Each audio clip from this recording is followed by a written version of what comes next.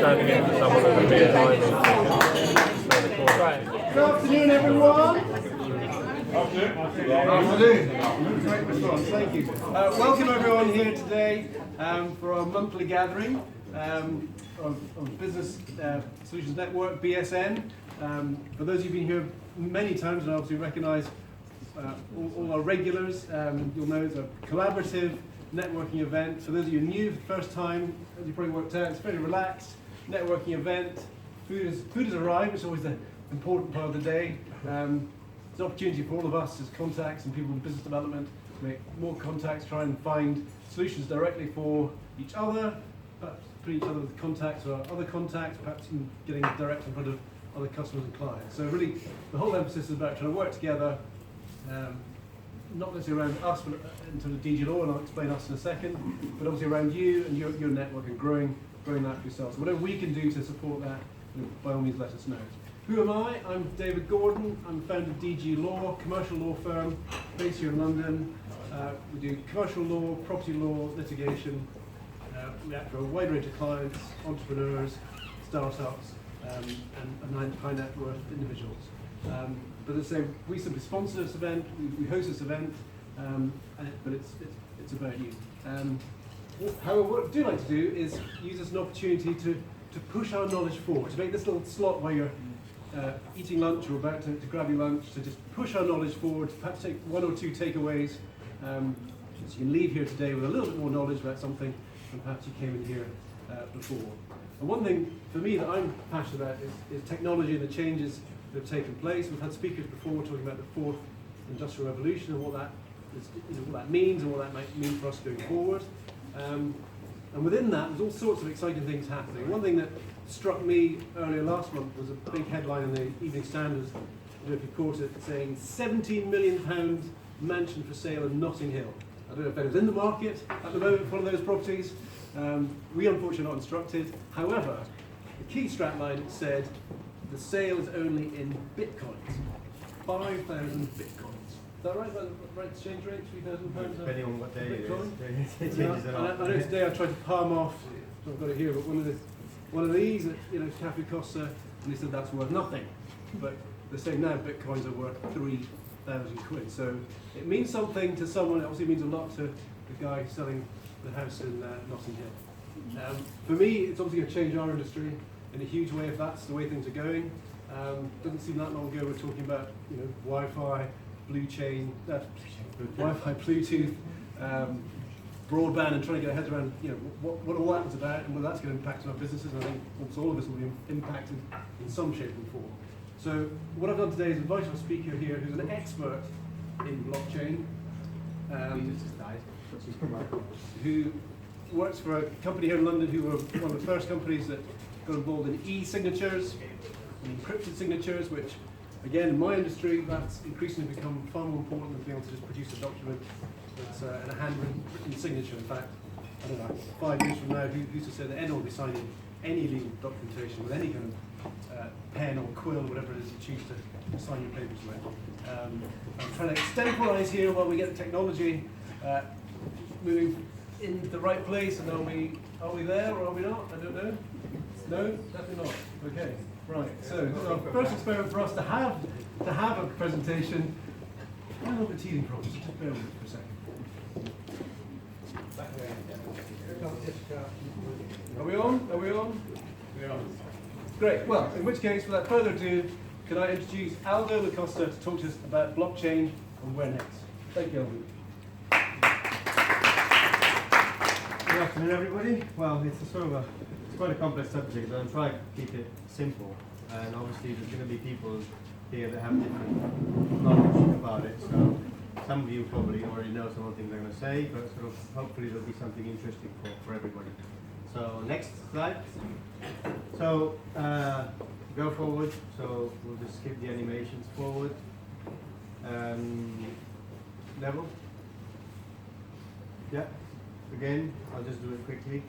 And next one already. So first thing is actually what is a blockchain, and actually it's not a simple answer. There's actually no single definition today of what that is.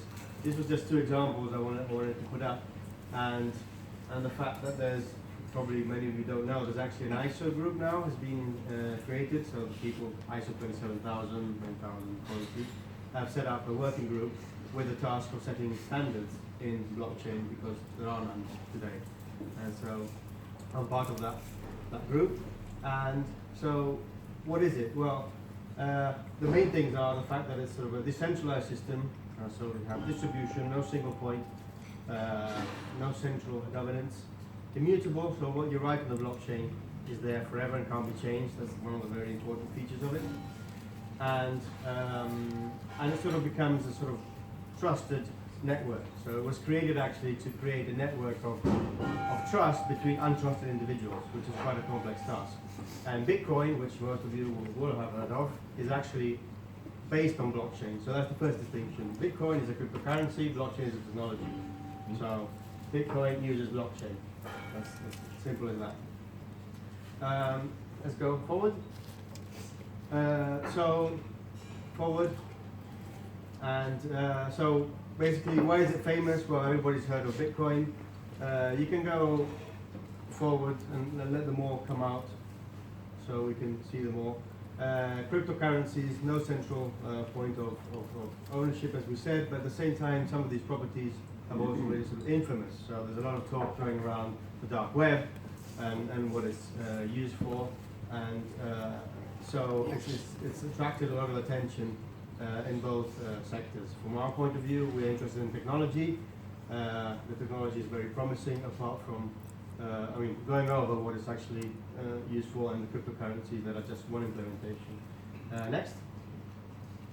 So, go forward so we see them all. So as I said, these are some of the key points. So a single version of the truth. So we have a single ledger which everybody looks at. Anybody can read it and look at it, so everybody sees the same version of the truth or of data in it, to keep it simple. Tamper resistant, as I said, once you write something to it, it can't be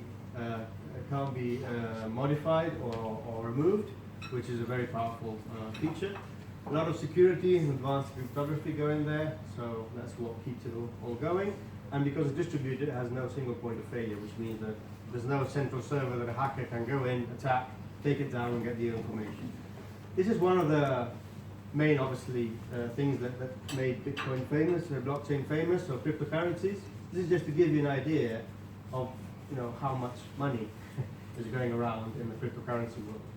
So this was a couple of weeks ago when I made this slide. And actually, if you go one forward, another number. So this is a couple of weeks ago, and this is today. So already in 2 weeks, there's been a big shift. And if any of you follow a little bit, the fluctuations, Bitcoin is very, very, it varies in price like daily.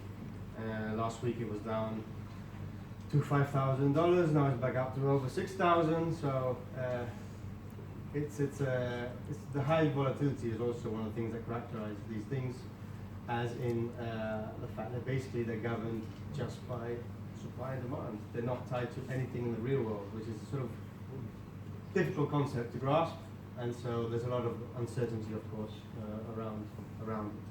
But nevertheless, Bitcoin has been running for more than 7 years now, never been hacked itself, so it seems to be working, and it was obviously the first, not the least, not the last. We have actually about 1,150 cryptocurrencies today around there, so things are moving fast. But as I said, cryptocurrencies are just one possible implementation. Now, the colors are not great, but anyway, just to give a visualization of, we actually do different things. There's a lot of talk now, and actually a few real applications of sort of managing digital assets, or even physical assets in a digital world. So gold is one of them. Diamonds is another. There's actually a real project that sort of tracks and all the phases of sort of from when the diamond is sort of created to when it's sold, and the ownership and everything forward. Supply chain, or sort of provenance, origin. There's a few interesting applications for like the origin of provenance of wine, or organic certifications. It's sort of anywhere where we want to have, as I said before, a sort of a central place where we know that what's written there is immutable, nobody can touch it, becomes very powerful and offers a lot of possibilities for all kinds of applications. So one of the three first examples that have been done was organic certifications. There's actually among the fish, so where it comes from and all the tracking of where it's produced, and luxury items, of course, as well. There's a lot of interest in there. Forward. Because of the fact that once we write something to it, as I said before, we can't move it, there's quite a few applications looking at sort of what they call proof of existence. So if I want to make sure that I have an IP, an intellectual property or something, a document that I wrote, I can write to the blockchain and I have proof that that document existed at that time and it has not been modified since. So it can be used for a variety of things. In this case, you can think of it, if you want, as sometimes I say, a sort of audit trail on steroids. So it's sort of something that nobody can touch once it's printed into, so that transparency security can be used in a good way. It can be a bit scary sometimes, but there's a lot of applications for it. Forward. Of course, this is sort of my area of expertise. So identity is one of the major things everybody's looking into.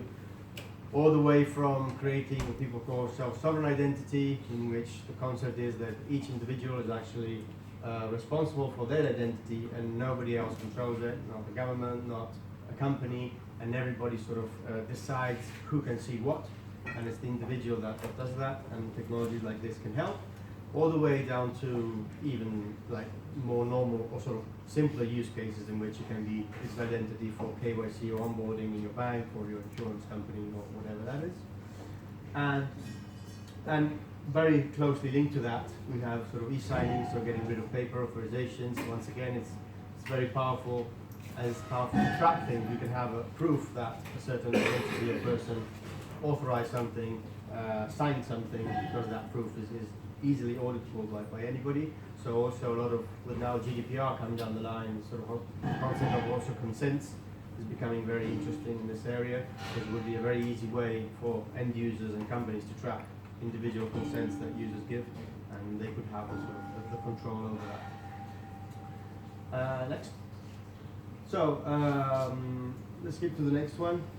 This is just a few guidelines of where it does sort of make sense. The unfortunate thing, let's say, but it was probably necessary about the hype, is that there is a tendency to sort of throw blockchain at anything. So whatever problem there is in the world, on the company to say blockchain. No, it doesn't work that way. I mean, it's good for some things, but it can't just replace all technology and all infrastructure. It actually does few things very well, but it's not a replacement for everything. So these are just a few examples. So as I said, where we need a consistent single version of the truth shared among multiple parties that may even be competing. So there's a lot of talk between, creating federations between banks who actually, between themselves actually competing. But the fact of sharing some information in a way that doesn't advantage or disadvantage anybody, but is a resource for everybody, is a very interesting possibility. Guarantee that a piece of data or whatever sort of information existed at a certain moment in time and hasn't been manipulated. Could be logs, could be audit trails, could be things for compliance, stuff like that. Next. And and the way the network works sort of guarantees that things are executed the way that they're supposed to be. So there's a lot of talk also. I didn't want to go into it too much because it opens another really big area, which is smart contracts, which is another sort of new approach that's coming on related to blockchain. But if anybody interested, maybe later we can follow that up. And also being decentralized, the concept is that you can sort of disintermediate. So it sort of gets rid of most of the time middlemen because it's a peer-to-peer system. So it can be used that way. Next. So the last things. Yeah. Next.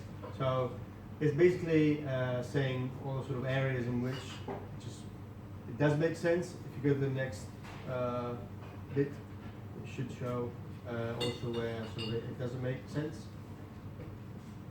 Yeah. So basically, if there's just one entity sort of working on its own, it's not a replacement for a database. So it makes no sense for a single entity to have a blockchain in their house because it's a distributed technology. It makes sense when you share data amongst multiple entities. So if you just want to sort of play around with it, it's fine, but it has no real value in that sense. And these are just some examples of some real projects that are actually out there, really working. Everledgers, Spark Diamonds, I was talking about it before. Provenance is another one. Other things I mentioned, talking about provenance of goods, timestamping of documents or any kind of data, and e-signature KYC is another classic example I said before. And well, I think that's it for now. I mean, we could go on forever, but I think this sort of keeps it simple and gives you a bit of an overview. That's simple. That's simple. I didn't even try and drill down into the more technical aspects of it. But if anybody's interested in more details, well, I'm here.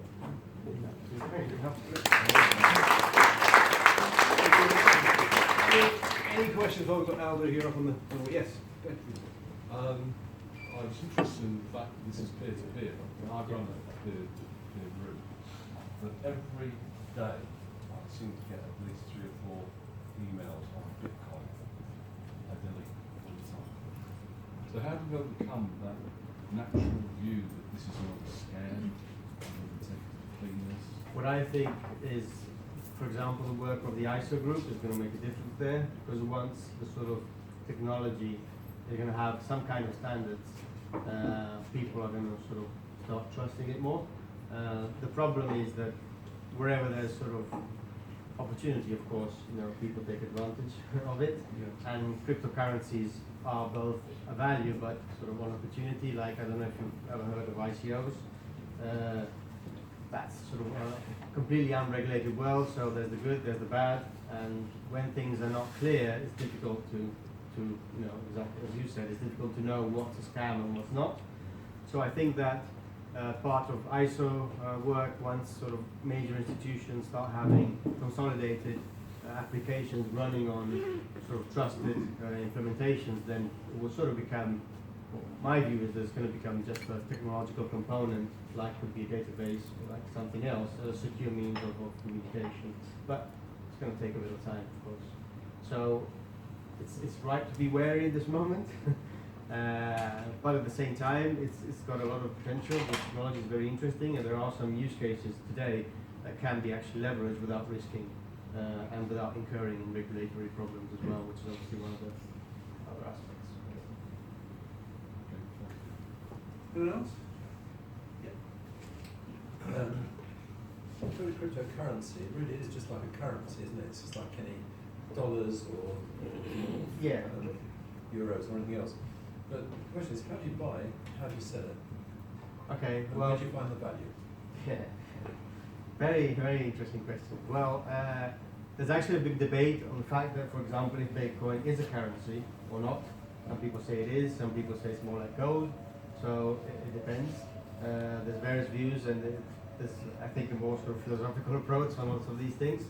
Gold you can see is there. Yeah.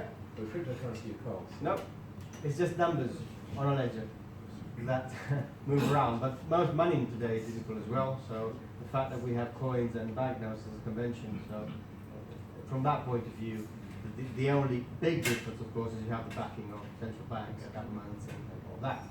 Here, theoretically, you have backing of nothing or no one, and it's a system that sort of keeps itself up.